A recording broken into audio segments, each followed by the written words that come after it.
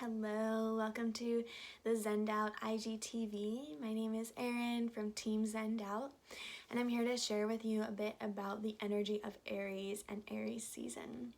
So we are now officially in Aries season. Aries season starts with the spring equinox, and Aries season also begins the astrological year. So we're in a new year time right now.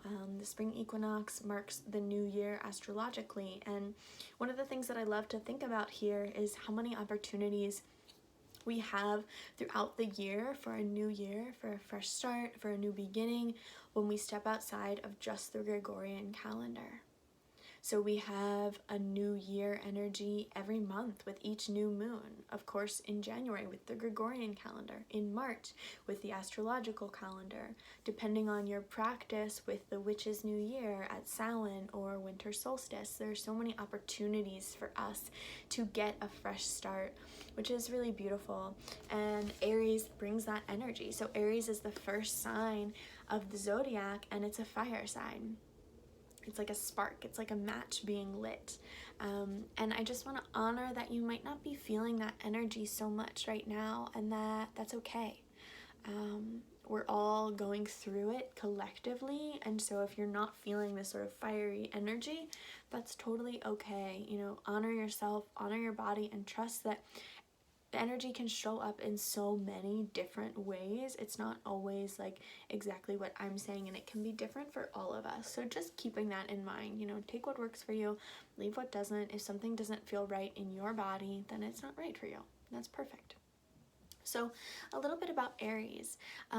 Aries brings with it this fire, this passion, this creativity. It's the warrior archetype, the pioneer archetype, and it's asking us, you know, what will you be a warrior for?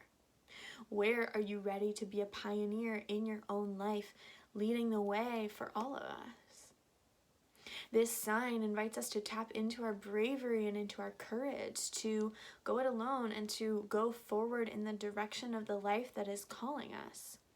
And we might not be able to, you know, go for it or take action as much when we're inside our homes for most of us, but there are still so many things that we can feel into and so many invitations, like connecting with our bravery and our courage.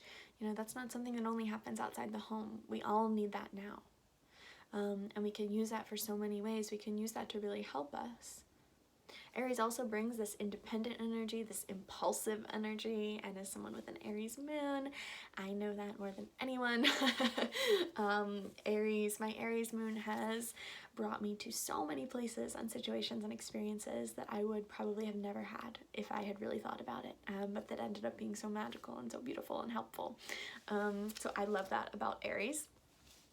And during Aries season, we're really all asked to channel our passion, channel our creative energy in healthy ways, to really tap into our inner fire and to burst through. Aries brings bursting energy. Any self-imposed limitations to step into the new. So I want to talk a little bit about the planets that rule Aries. And so in Western astrology, Mars rules Aries, and in esoteric astrology, Mercury rules Aries. So you can think of Mars as like the gas pedal for your birth chart. And if you're not sure what a birth chart is, you can go to zendout.com and search in the blog tab, birth chart or natal chart, and we have tons of information about that there that you can find to help you find your own chart. But basically a birth chart is just a snapshot of the sky at the moment that you were born. So what all of the planets were doing at the moment of your birth, at the moment your soul incarnated here. So Mars is the gas pedal. Mars brings Aries that warrior energy, that fiery energy, that pioneer energy that we talked about. Mercury, on the other hand, as the esoteric ruler of Aries, can show us what's possible when we work with Aries from a soul-centered level. And so to me, Mercury lends, which is a very mental planet, it's an airy planet, lends Aries this energy of the magician, which is ruled by Mercury. So I have the magician card for us. And what I mean by that is being this channel for ideas, being this channel for creative downloads, being this channel for information, and bringing these like new and exciting and even bold ideas forth in the world. That's the Mercury rulership. And so in the tarot, like I just said, we have the Magician, but Aries is also associated with the Emperor, which I have here, asking us to examine our relationship with power, our role in systems and structures. The Tower, which brings a clearing, this match that's a lightning strike to what doesn't serve. And Knight of Wands, asking us to move from a place of our fire, move with our fire, from a place of connection to our fire. So in your chart, you'll want to look at a couple of things. You'll want to look at any planets that you have in Aries, of course, like I just mentioned, my moon in Aries. You'll have planets perhaps like that as well. The house that Aries rules in your chart, and so this can indicate the area of life where you are meant to burst through, to create something new, to live boldly, to fight for something.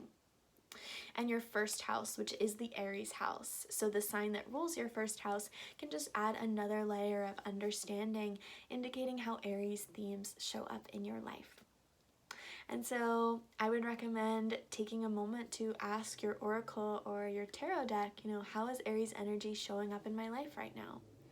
Or perhaps what message does Aries have for me right now? And spending some time journaling with that to really understand what it is for you.